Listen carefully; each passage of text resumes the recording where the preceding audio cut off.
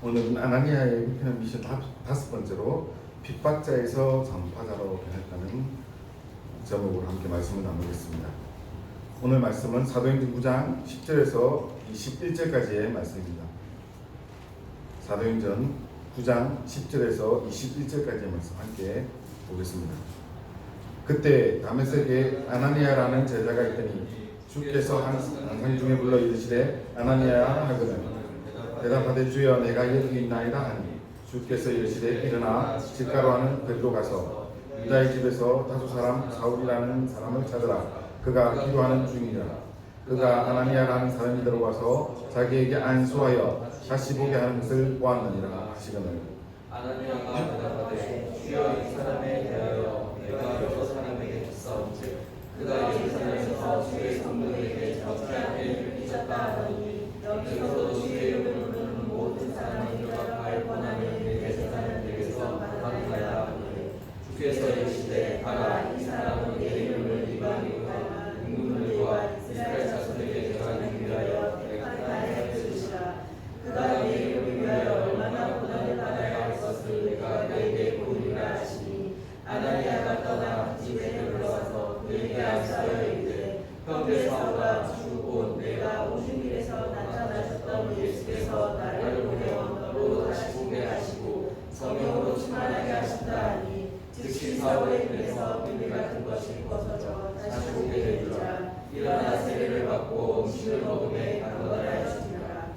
사울이 다메섹에 있는 제자들과 함께 며칠 있을 즉시로 각 회당에서 예수께서 하나님의 아들이심을 전파하니 듣는 사람이 놀라 말하되 이 사람이 예루살렘에서 이 이름을 부르는 사람을 멸하려는 자가 아니냐.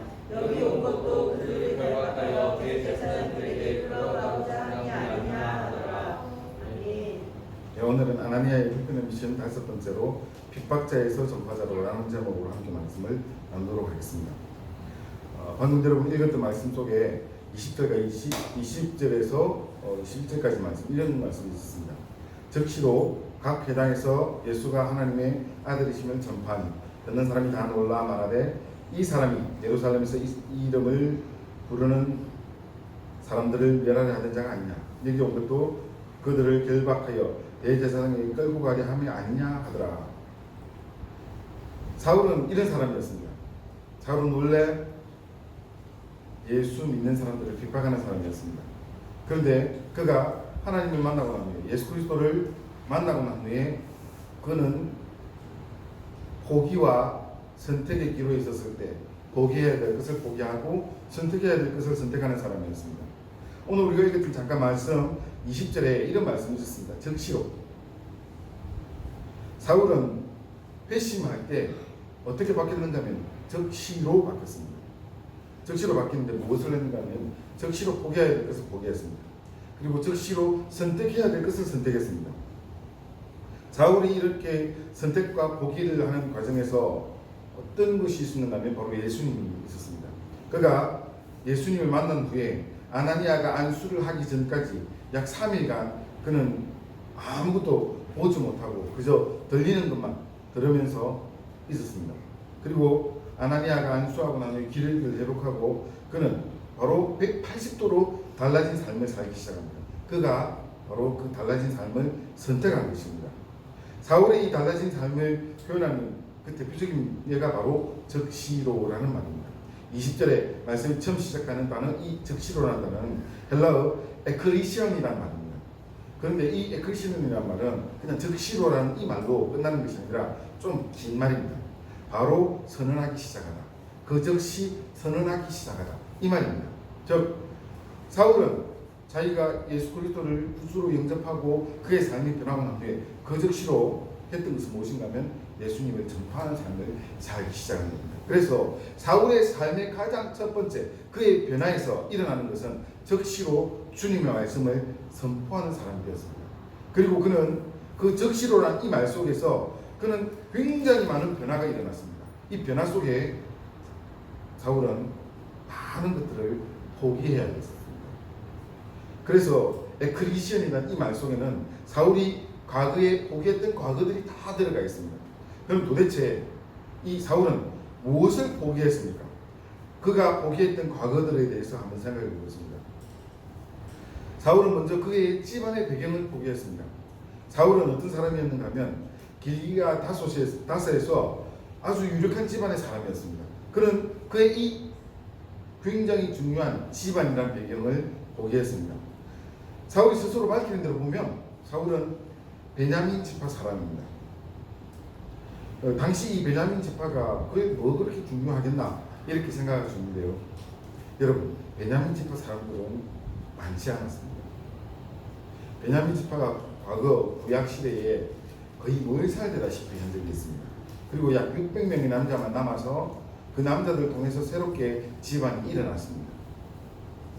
다른 지파들은 몇만 명에서 몇십만 명씩 있을 끝에 600명밖에 안 남았거든요. 그리고 그 집안을 간신히 유지했습니다. 그리고 남부 이스라엘이 다 멸망하고 난 뒤에도 이 베냐민 지파는 그 소수의 사람들이 그대로 혈통을 유지하고 있었습니다.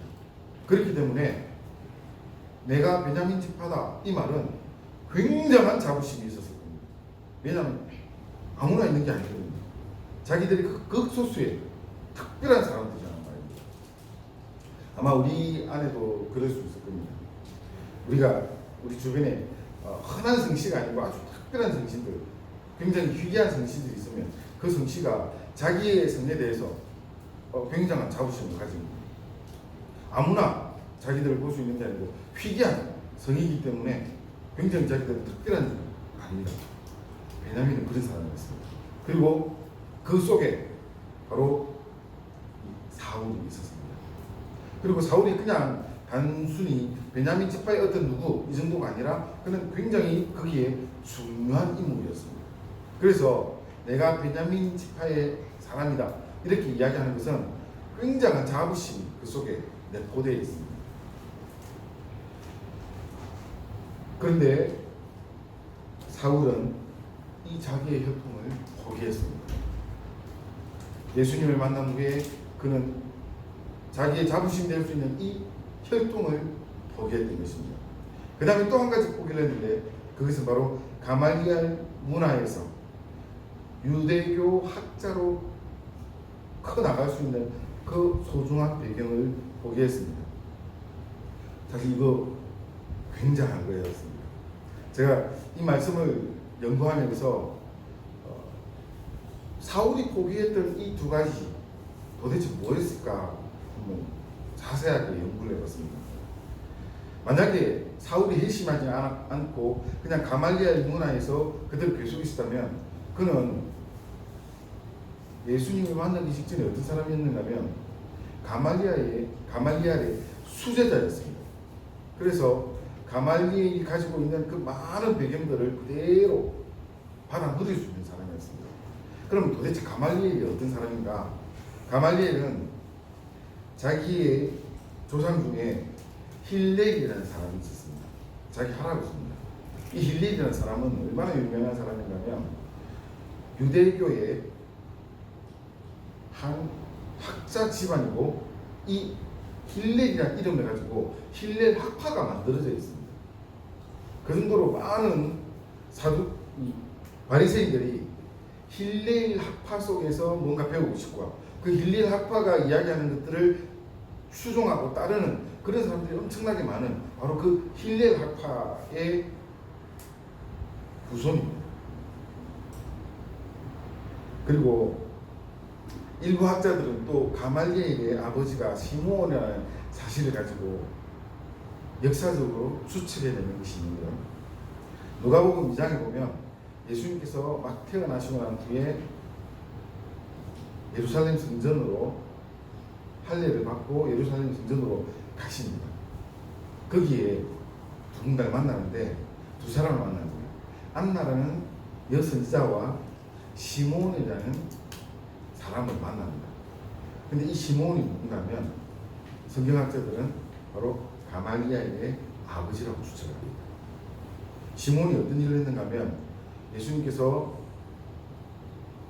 할례를 받기 위해서 성전에 왔을 때 예수님을 보면서 그가 하나님의 영광을 받다고 이렇게 이야기하면서 축복했던 사람입니다. 그 사람이 가말리엘의 아버지였을 것이다 이렇게 추측을 합니다. 왜 그렇게 추측하는가 하면 이 시몬이라는 사람은 AD 13년에 예루살렘 공회의 의장이 되는 사람입니다. 그리고 그는 가말리엘의 아버지입니다. 이렇게 연결돼서 아마 이 시몬이 예수님을 직접 만났던 사람일 것이다, 이렇게 추측하기도 합니다. 여하튼 사울은 이 가말리엘 문화에서 수제자로 있으면서 온갖 조건을 다 누릴 수 있는 사람이었습니다. 그가 만약 그대로 있었다면 최소한 보장되고 있었던 것은 사내들인 공예의 회원이 되는 것입니다. 이스라엘 백성들 중에, 이 유대인들 중에서 70명이 뽑혀서 우리로 친다면 국회에 의원이 되는 것인데, 그 70명 안에는 당연히 들어갈 수 있는 사람이었습니다. 그리고 시간이 좀 지나면 사울이라는 이 한 사람이 문파를 잃을 정도로 굉장히 학식에 뛰어난 사람이었습니다. 그래서 가말리엘 문화에서 그대로 수제자로 쭉 나갔다면 그의 미래는 탄탄대로였을 것입니다.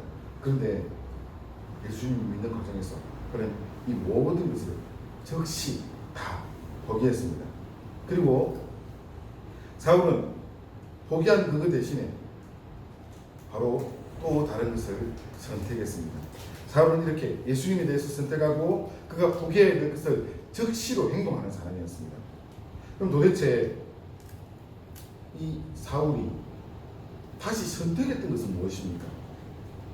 사울이 선택했던 것은 예수 믿는 사람이 변화되었을 때 즉시 포기하고 또한 선택해야 될 것과 너무나 닮아 있고 좋은 표본이 되어 있습니다. 그러면 도대체 무엇을 선택하고 무엇을 취했습니까? 하나님 나라와 세상 나라를 사실 우리는 함께 겸해서 살 수는 없습니다. 이 두 나라를 우리가 동시에 살아가지만 우리는 하나님 나라를 선택했다면 세상 나라를 선택할 수 없는 그런 존재들입니다. 또한 세상 나라를 선택했으면서 하나님 나라를 동시에 선택할 수 없는 것입니다. 사울은 세상 나라를 포기하고 하나님 나라를 선택하는 사람이었습니다. 내 삶 속에서 하나님 나라와 세상 나라의 사이에서 갈등이 있습니까? 갈등이 있다면 그 갈등은 하나님 나라를 이룰 수 없는 것입니다. 이건 자명한 사실입니다. 왜냐하면 하나님 나라와 세상 나라는 서로 대립하는 관계입니다. 서로 싸우는 관계입니다. 그래서 이 두 가지를 겸할 수 없는 것입니다. 이것이 바로 믿음의 삶입니다. 그래서 우리는 하나님 나라를 살아가려고 할 때 세상 나라의 많은 것들을 포기하고 놓아야 합니다. 그래야만 하나님 나라를 살아갈 수 있습니다. 여기서 우리는 한 가지 고민할 게 있습니다. 그렇다면 믿는 사람들은 세상을 등지고 살아가야 될 것인가? 아예 산으로 올라가서 기도원 들어가가지고 거기에서 무릎 꿇고 기도만 하면서 살아야 될 것인가? 우리가 이렇게 생각할 수 있습니다. 그러면 하나님 나라를 거룩하게 사는 것인가? 고민할 수 있습니다. 그런데 저는 여러분에게 분명한 답을 드리고 싶습니다. 그렇지 않습니다. 세상 나라 속에 우리를 하나님께서 놓아두셨습니다. 그 속에 살게 하셨습니다. 그래서 세상 나라와 하나님 나라 사이에 우리는 굉장히 중요한 선택을 해야 되는데 우리의 중심축을 어디에 둘 것인가 라는 문제입니다. 만약에 우리가 세상 나라의 중심축을 두고 있으면 하나님 나라는 그냥 우리의 변방입니다. 세상 나라를 중심을 두고 하나님 나라는 우리가 좌지우지하는 것이 되어버립니다. 그런데 만약에 우리가 하나님 나라의 중심축을 두고 살아간다면 세상 나라를 우리가 좌지우지하는 사람이 될 것입니다. 여기서 이 좌지우지한다는 것은 세상 나라를 우리가 살면서 그것을 하나님 나라를 위해서 사용할 수 있을 것이라는 겁니다. 만약에 우리가 세상 나라를 살아간다면 세상 나라에서 하나님 나라를 사용할 것입니다. 굉장히 간단한 방법인데요. 세상 나라를 살아가면서 하나님 나라를 사용하는 방법, 하나님께 기도하면서 주님, 나 지금 이 세상 나라에서 이거 필요하니까 주십시오. 이렇게 이용하는 것입니다. 그런데 만약에 우리가 하나님 나라의 중심축을 두고 세상 나라를 살아간다면 하나님 나라를 위해서 세상 나라에 이거 필요합니다. 이거 주십시오. 기도는 똑같습니다. 여러분, 너무나 비슷하고 똑같기 때문에 저것이 세상 나라인지 하나님 나라인지 우리가 구분이 안 될 것입니다. 그런데 중심축을 어디에 두느냐에 따라 다른 것입니다. 내가 세상 나라의 중심축을 두고 살아가면서 기도할 때도 여러분 우리가 이미 알고 있지 않습니까? 하나님께서 우리 기도 다 들어주십니다. 그런데 하나님 나라의 중심축을 두고 우리가 살아가면서 세상 나라의 끝을 향해서 하나님 나라를 위해서 이거 필요합니다라고 기도했을 때 들어주실까요? 당연하죠. 들어주십니다.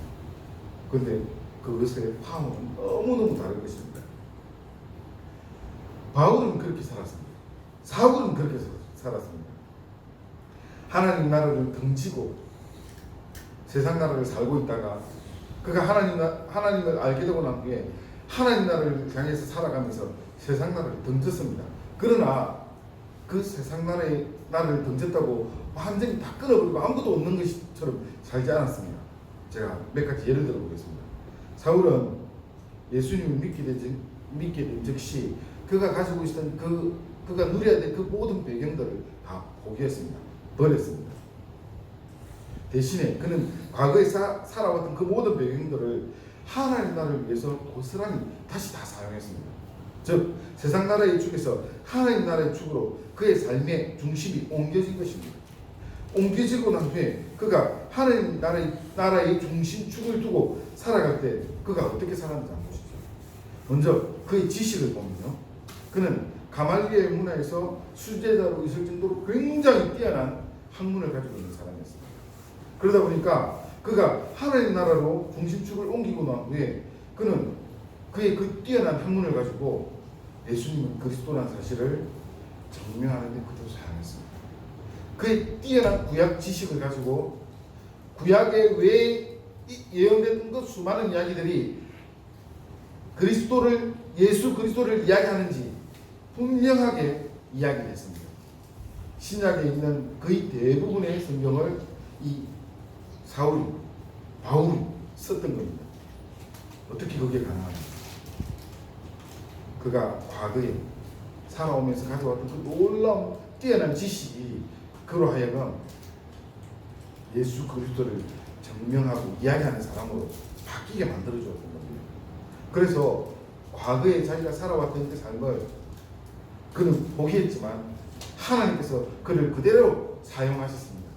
그리고 중심축이 그리스도에게로 하나님께로 옮겨주고 난 후에 세상에 있는 것들이 세상의 나라들이 하나님을 위해서 그대로 사용된 것입니다. 이것이 하나님의 방법입니다. 뿐만 아닙니다.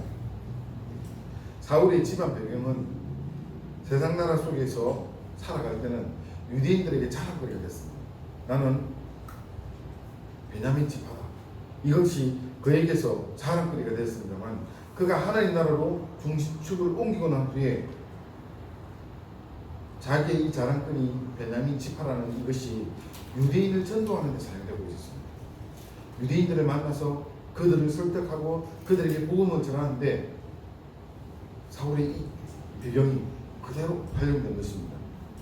뿐만 아닙니다. 사울이 로마 시민권을 어떻게 사용했는가 하면 그가 초대교회, 예루살렘 초대교회를 핍박하는데 아주 적극적으로 사용했습니다. 예루살렘 초대교회 사람들을 핍박할 때 잡아 죽이기까지 하려고 하는 그런 일들을 벌였습니다. 거기에서 실제로 순교당한 사람도 있지 않습니까? 그런데 당시에 로마법에는 유대인들이 사형을 언도하고 사형을 시킬 수가 없었습니다. 그렇기 때문에 거기서 만약에 어떤 살인 사건이 일어난다면 유대인들은 큰 일이 벌어지는 겁니다. 그런데 거기에 사울이라는 사람이 스스로 정림이 되었습니다. 왜냐하면 그는 로마 시민이거든요. 그래서 그런 살인 사건이 일어나는 그 배경에 로마 시민이 증명했다, 이 이야기를 할 수 있는 것입니다. 로마 시민권을 사울은 이렇게 사용했습니다. 그리스도를 믿는 사람들을 핍박하는데 적극적으로 사용하고 있었습니다. 그런데 그가 하나님을 믿고 예수 그리스도를 구주로 영접하고 난 후에 이 로마 시민권은 어떻게 사용되는가 하면 지금 현재 터키와 유럽 지역을 향해서 복음을 전하기 위해 다니는 통행권으로 사용했던 것입니다. 이렇게 삶이 변했습니다. 자유로운 여행의 특권을 마음껏 활용하면서 그가 가는 곳곳마다 근 30년의 세월을 복음 전하는 일로 사용했습니다. 사랑하는 성도 여러분, 우리도 마찬가지입니다. 하나님 나라를 사는 우리도 포기해야 될 것과 선택해야 될 것들이 있습니다. 포기해야 될 것들은 아직도 버리지 못한 세상 나라를 살기 위한 미련들입니다. 이것은 아마 우리가 죽을 때까지 이 미련과 싸우면서 살아갈 겁니다. 이거 탁 틀어버리고 살아갈 수 있는 사람은 진짜 대단한 사람입니다. 그러나 세상에 예수 그리스도 외에는 누구도 그렇게 탁 틀어버리고 세상을 틀어버리고 살아갈 수 있는 사람은 없습니다. 아무도 없습니다. 그렇지만 우리는 그것을 버려야 됩니다. 왜냐하면 하나님 나라를 살아가기 위해서 그것을 버릴 수밖에 없습니다. 우리의 이 미련 속에는 이런 것들이 있습니다. 우리의 명예가 있습니다.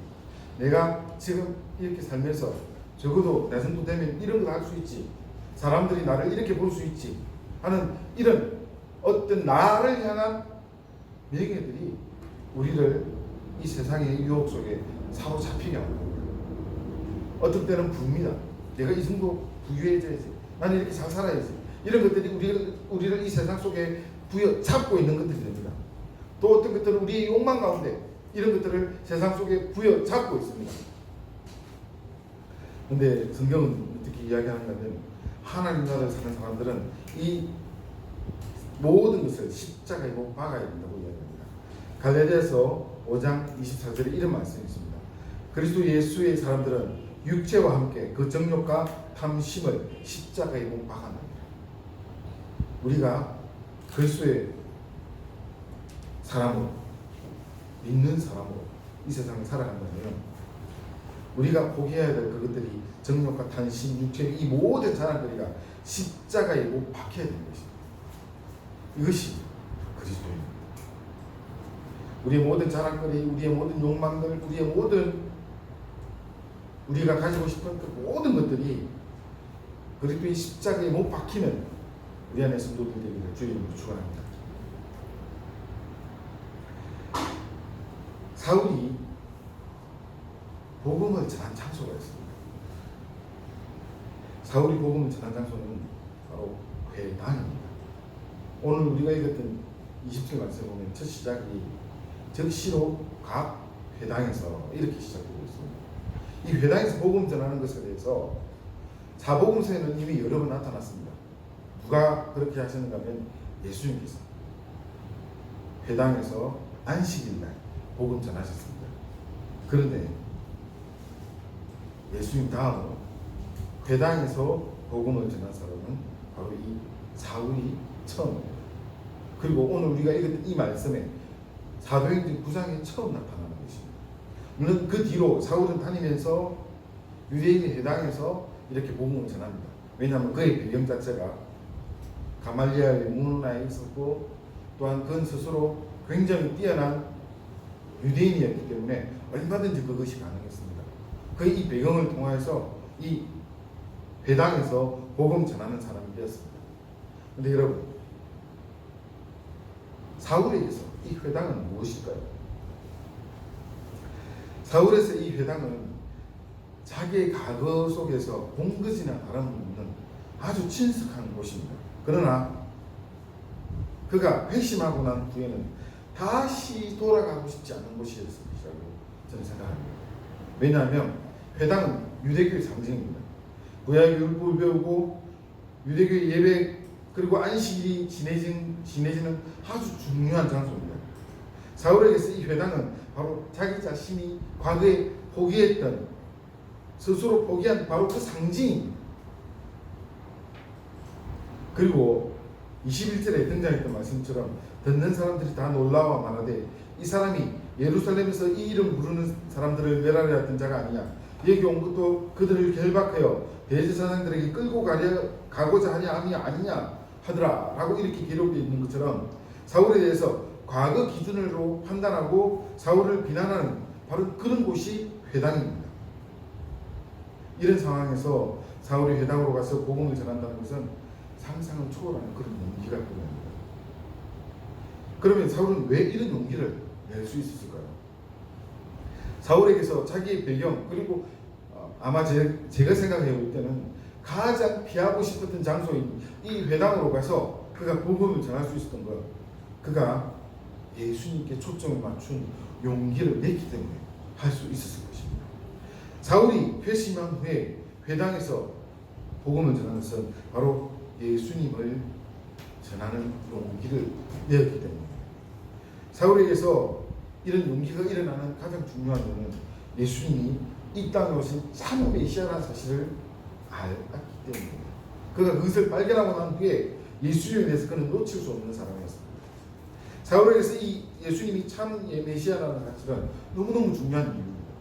왜냐하면요, 사울은 평생 이 사건이 있는 지금 이때가 아마 여현행제 나이 정도쯤 됐었을 거예요. 딱 저 정도 때였습니다.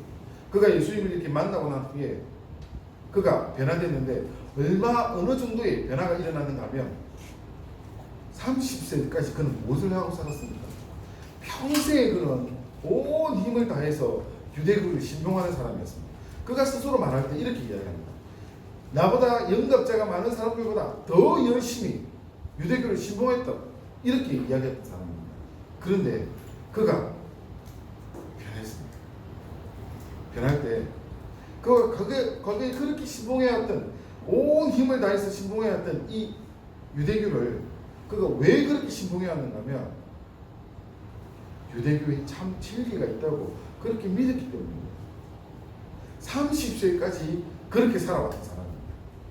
그런데 그가 그렇게 믿어왔던 것이 허상이라는 것을 발견하고, 그리고 그가 진짜 추구해야 될 것을 발견했을 때 그는 과감하게 포기하는 용기를 가졌고, 또한 선택하는 용기를 가졌는데 예수 그리스도를 구주로 믿고 증거하는 용기를 가지는 선택을 할 수 있을 것입니다.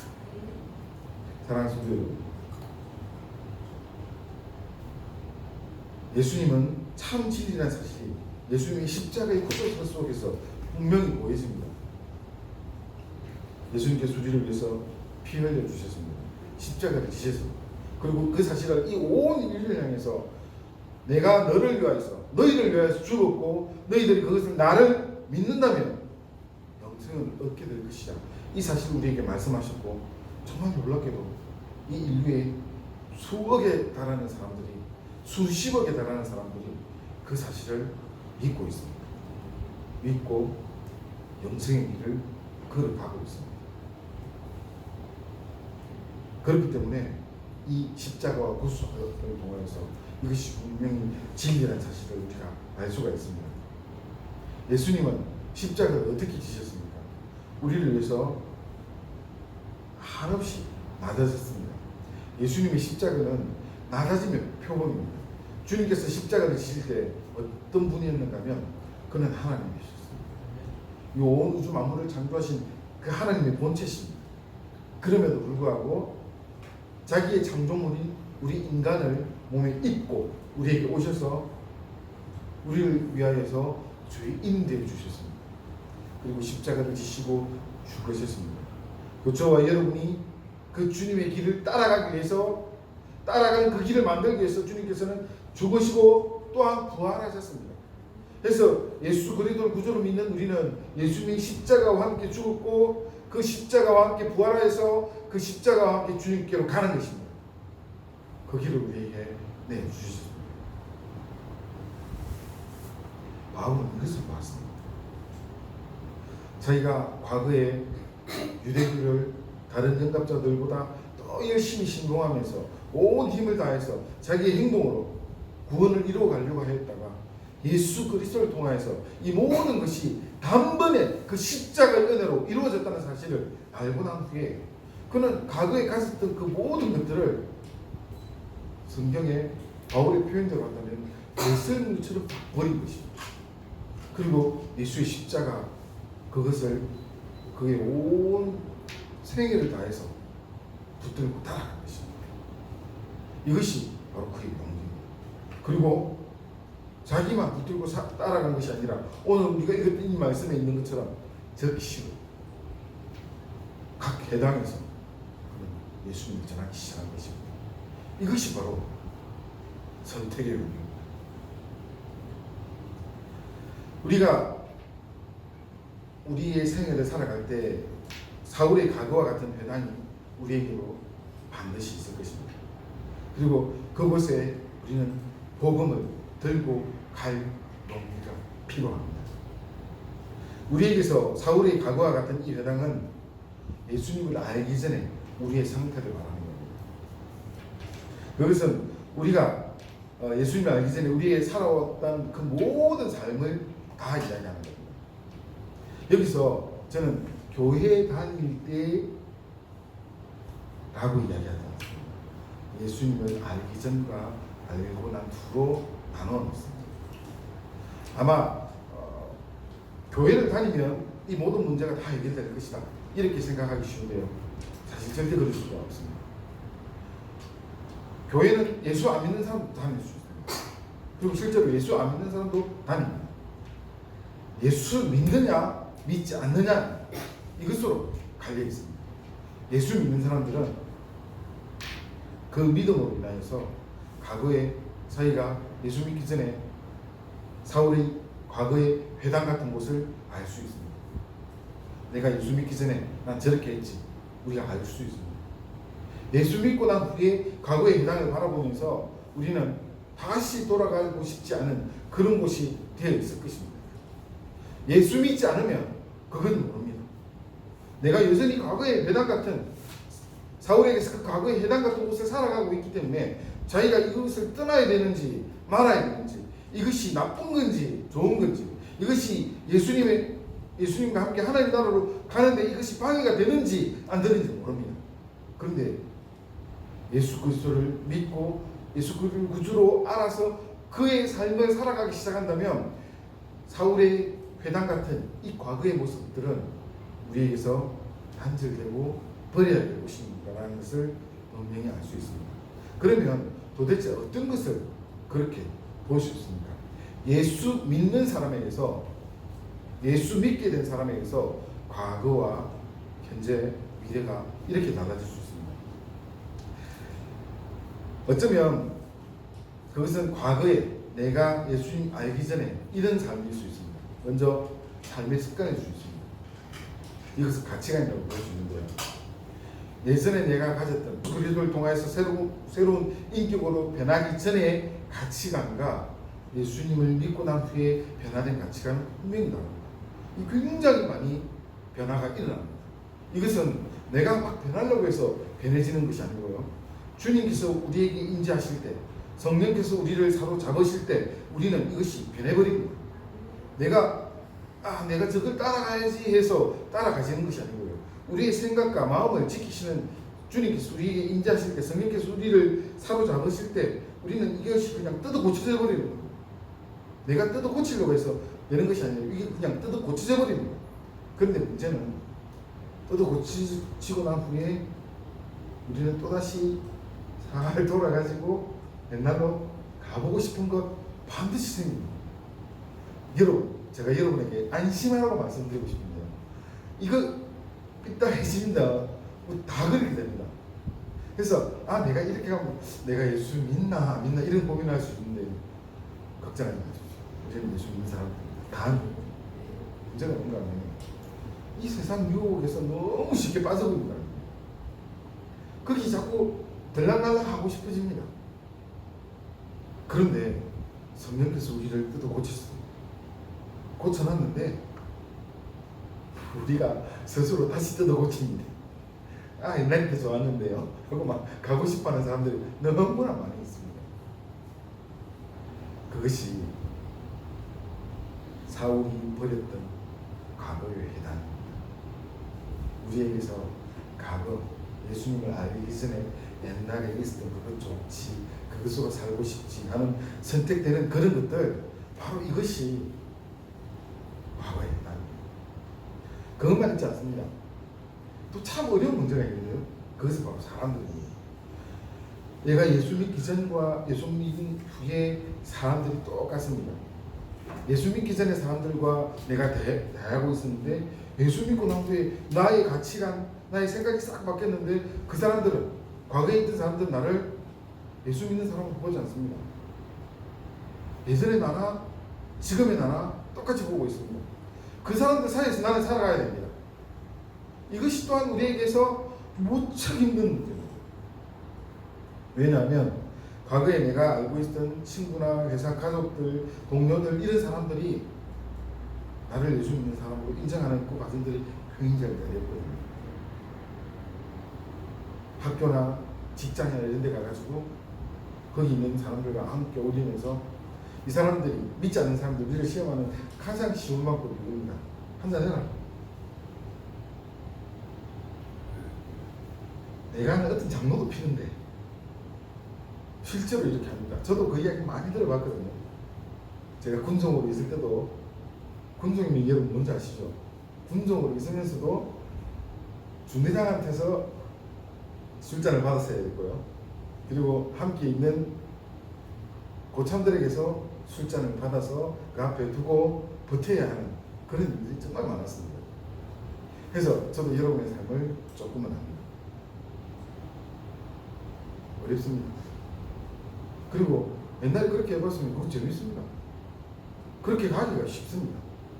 그런데 이렇게 사람들이, 나를 알고 있는 사람들이 예수 믿기 전에 나의 모습을 가지고 나를 판단할 때 나는 이것이 나에게 무척 어려운 문제가 되는 겁니다. 그것이 바로 사울에게서 과거의 회당입니다.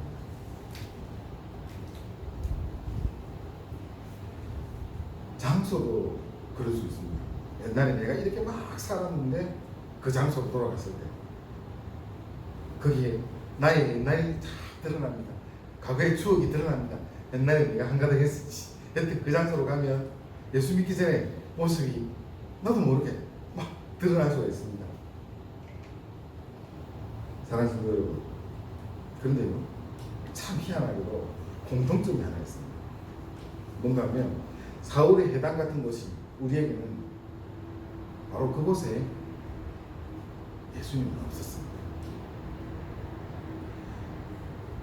나의 삶 속에서 예수님이 어떤 흔적을 찾아가 보면 옛날 것입니다. 근데 우리도 모르게 그 길을 가고 싶어 합니다. 그거 정말 사실입니다. 우리 모두가 그런 사람입니다. 여기에 믿음의 용기가 필요한데요. 사울은 어떻게 했는가 하면 가서 즐기고 그 자리를 사용하는 것이 아니라 그가 그곳을 향해서 복음을 들고 갔습니다. 이것이 다릅니다. 회당이라는 것은 사울에게서 그런 장소입니다. 과거에 예수님을 알기 전에 자기가 날 믿은 바로 그런 장소입니다. 그곳을 향해서 복음을 들고 들어간 것입니다. 사랑하는 성도 여러분, 그렇기 때문에 저와 여러분이 살아오면서 예수님을 알지 못했던 바로 그곳에 우리는 복음을 들고 갈 수 있습니다. 물론 엄청난 용기가 필요합니다. 예를 들어 과거에 나를 알던 사람을 보십시오. 가서 그곳에서 복음을 전할 때 모든 사람들이 딱 한마디를 합니다. 에이, 뭔지 아시겠죠? 저기 우리를 향해서 그렇게 할 수 있습니다. 근데 여러분, 거기에 용기가 필요합니다. 저게 하는 그 사람에게 예수님을 전할 수 있어요. 그 용기를 가지는 것이 바로 사울이 가졌던 용기입니다. 사실 이거 쉽지 않습니다. 또 뜯어고치기 너무너무 힘든 일이 있는데요. 성령께서 우리를 뜯어고쳐 주신 우리의 생활 가치가, 우리의 변화를 우리는 스스로 또 뜯어고쳐가지고 과거로 돌려놓습니다. 이거 바로 사울이 가졌던 과거의 회당입니다. 그런 삶 속에서 바로 거기서 예수님이 선포되어야 됩니다. 나의 과거의 나쁜 잘못된 습관들, 예수님을 인정하지 않고 예수님을 멀리했던 바로 그 삶의 습관 속에서 바로 거기서 예수님을 선포하고 예수님을 인정해야 되는 것입니다. 이것이 사울이 가졌던 용기입니다. 여러분, 우리의 삶 속에서 이렇게 이중적으로 살면 안 됩니다.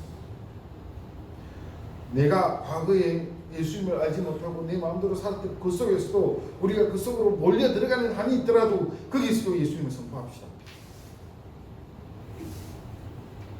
그것이 주님의 사랑입니다. 사실 이거 쉽지 않습니다.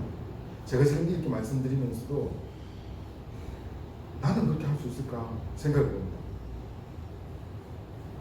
솔직하게 이야기하면 저도 썩 자신이 없습니다. 그걸 하기 위해서 저도 일을 악물어요.